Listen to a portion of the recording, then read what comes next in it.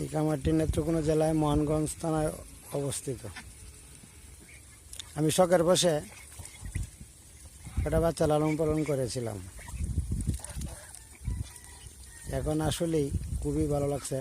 সবগুলি বাচ্চা এখন বড় হয়ে গেছে এবং অল্প খাবারে বাসমান খাবার ঘাস খেয়েই জীবন ধারণ করে রাজহাঁস। খুব কম পরিশ্রম হয় রাজহাঁস পালন করতে এবং এর বাচ্চাগুলি নিজে ফুটিয়ে থাকে। একটু যত্ন করলে, একটু টেক কেয়ার করলেই অনেক বাচ্চা পাওয়া যায় এবং এর মাংস সুস্বাদু। আপনারা ইচ্ছা করলে শখের বশেই হোক আর নিজেকে প্রতিষ্ঠিত করার জন্যই হোক,